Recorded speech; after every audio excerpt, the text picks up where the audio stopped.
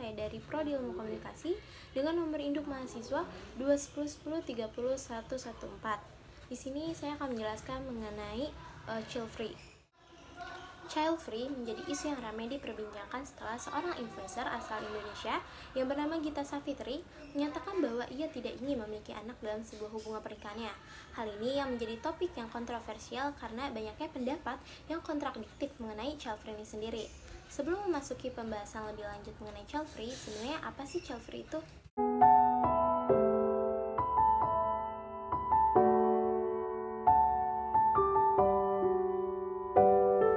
Jadi, child free ini adalah keputusan seorang atau pasangan yang memilih tidak memiliki anak setelah menikah. Jadi misalkan gini, ada pasangan suami istri, mereka udah menikah, terus mereka berkomitmen nih untuk gak mau punya anak bahkan selamanya.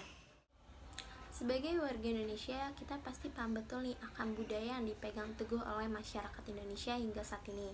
Seperti istilah yang pernah populer, yang dimana pasti kalian pernah dengar istilah jika banyak anak, banyak rezeki. Nah, istilah tersebut ini sudah mendarah daging dan menjadi tren bagi sebagian pasangan suami istri di Indonesia. Akibatnya, sebagian besar masyarakat masih memiliki pikiran kolektif atau pandangan bahwa anak adalah pembawa rezeki, dan sebagian besar masyarakatnya percaya dengan mitos banyak anak banyak rezeki. Dengan demikian, kehadiran anak dapat memberikan manfaat dari segi sosial maupun ekonominya.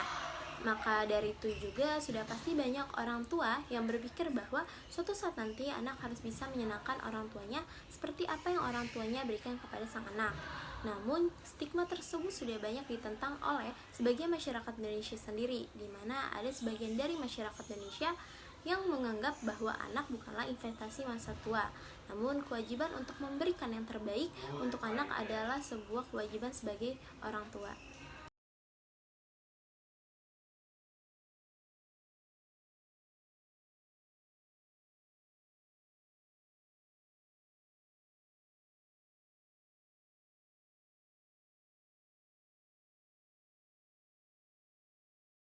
Permasalahan ini juga bisa dilihat dari kacamata budaya patriarki yang masih kental di Indonesia. Sebagai seseorang yang wajib meneruskan keturunan, banyak orang yang berpikir bahwa perempuan tidak bisa dianggap 100% perempuan apabila kewajibannya untuk melahirkan anak tidak terpenuhi.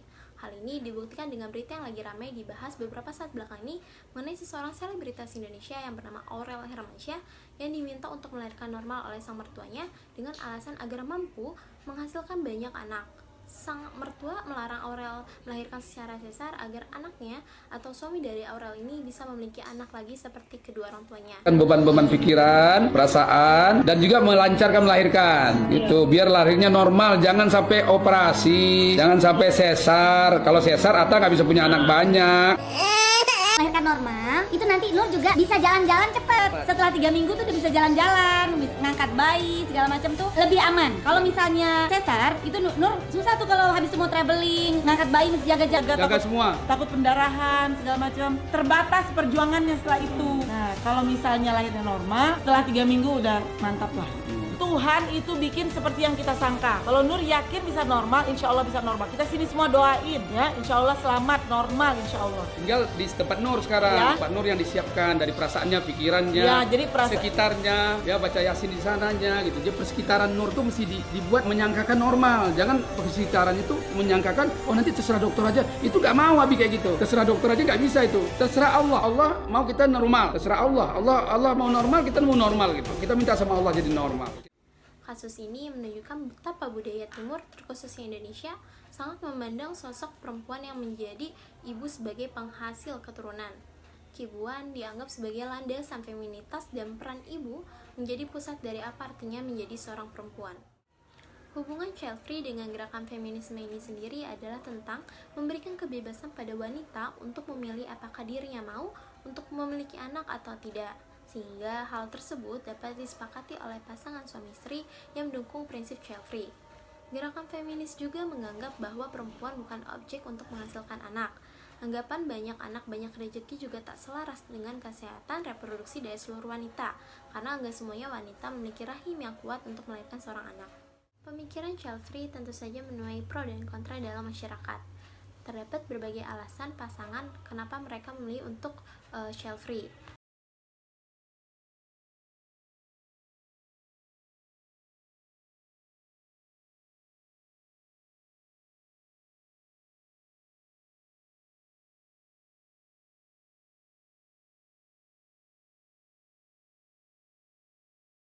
Alasan yang pertama yaitu belum siap untuk memiliki anak secara cepat.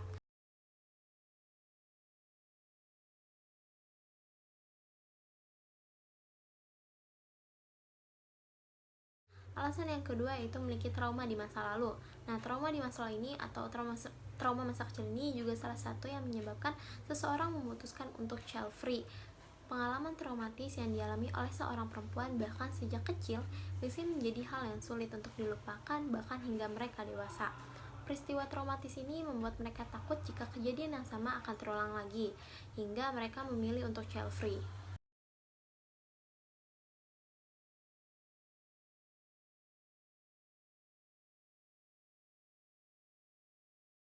Alasan yang ketiga itu belum bisa mengontrol emosi sehingga mereka takut nih jika anak kurang dengan kasih sayang dan orang tua bersikap responsibel.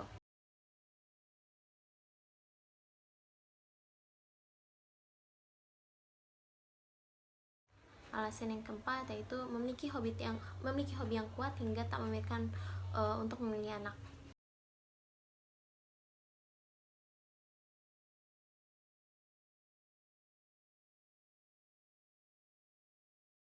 Alasan yang terakhir yaitu adalah masalah finansial. Menurut saya, masalah finansial ini sangat menentukan keluarga.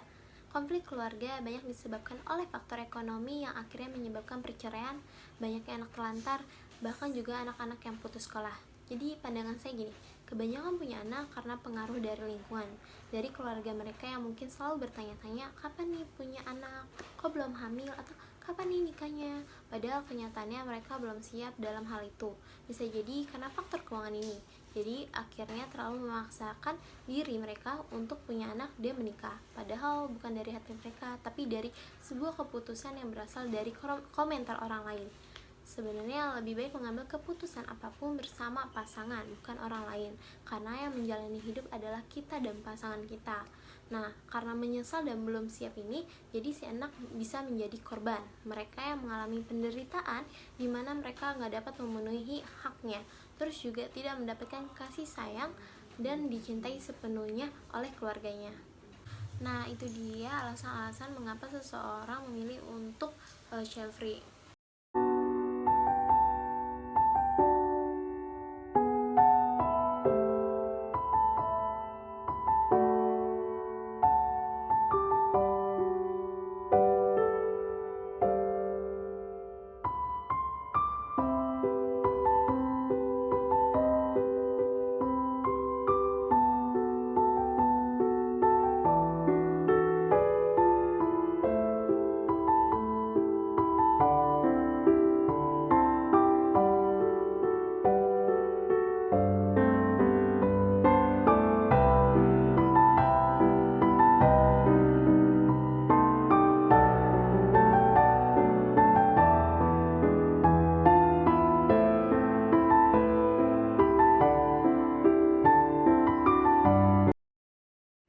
Keputusan pasangan yang memilih child free bukanlah keputusan yang egois, namun seseorang yang telah memutuskannya tentu telah berpikir sebelumnya. Kehadiran anak dalam rumah tangga memanglah membawa kebahagiaan, tapi hadirnya kebahagiaan ini bukan hanya dengan anak saja. Kita juga dapat membuat kebahagiaan itu sendiri dengan berkumpul dengan keluarga, melakukan hobi atau kegemaran kita.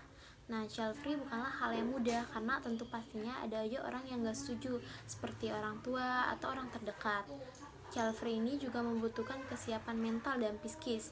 Misalkan jika ada seseorang yang belum siap punya anak dan memutuskan untuk melakukan child free, menurut saya sikap yang mesti diterapkan adalah menghargai pilihan orang tersebut. Bisa jadi apa yang kita anggap buruk malah menjadi keputusan yang baik untuk orang itu, sehingga sepatutnya kita bisa menghargai nih perbedaan dan bersikap netral, bukan dengan mendiskriminasikan mereka dan menganggap mereka adalah orang yang egois. Sekian pembahasan mengenai child free yang saya ketahui, semoga dapat bermanfaat. Wassalamualaikum warahmatullahi wabarakatuh.